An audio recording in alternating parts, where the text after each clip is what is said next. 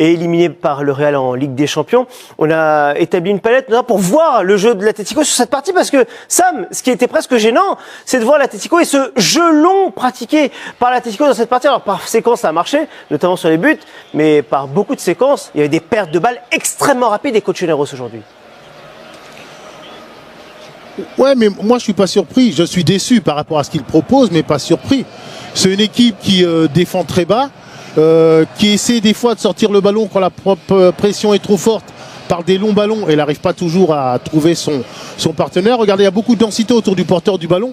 Ça, c'est leur façon de bien défendre. Beaucoup de joueurs très très bas, mais quand ils ressortent le ballon, quand Griezmann est dans les parages, ils arrivent à lui donner le ballon et on arrive à bien sortir ses premiers ballons pour mettre des contres en place.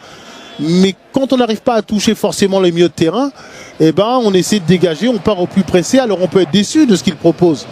Mais jusqu'à la 70e minute, jusqu'à ce but de Lewandowski, c'était le plan parfait. Et c'est ce que je les ai vus faire aussi contre le Real Madrid en Ligue des Champions. C'est-à-dire un bloc bas, beaucoup de monde qui défend, une équipe jamais trop déstructurée. Mais là où j'ai été surpris, c'est quand elle s'est complètement déstructurée sur les 20-25 dernières minutes. C'est vrai d'être recroquevillé comme ça, l'Atlético l'a fait, ça a marché par séquence que par séquence, c'est vrai. Oui, alors eux aussi, ils assument le fait d'avoir un déchet dans l'utilisation du ballon. Ils sont quand même suffisamment cliniques en attaque rapide pour avoir pu lutter pour le titre jusqu'à peut-être ce match. Donc cette méthode de Diego Simeone, elle était plutôt gagnante. Après, voilà, ça a des limites.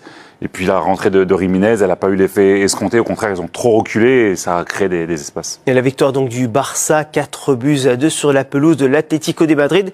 Point complet sur ce classement espagnol qui est précieux notamment au tableau. Oui, avec une leçon très importante évidemment, c'est que le FC Barcelone prend la tête de la Liga, la différence de but particulière avec 60 points comme le Real Madrid et un match en moins joué face à Osasuna.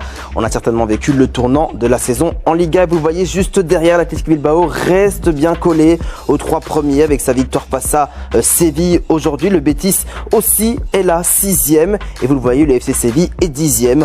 En deuxième partie de tableau, Retafe est 11e juste devant la Real Sociedad. Et puis vous le voyez, les 3 derniers avec Leganés, Las Palmas et Real Valladolid. Merci Leroy, merci également à Samuel Aubé qui était avec nous en direct du Riader Metropolitano après cette victoire du Barça face à l'Atlético de Madrid. On vous retrouvera notamment dans la mi-temps en plus dans quelques instants sur Canal+ Sport 1 pour débriefer cette Liga, mais également évoquer toute la Ligue 1, Bundesliga, Première Ligue et Arabie Saoudite avec Leroy et Cédric. Canal+ Sport 1, à tout de suite.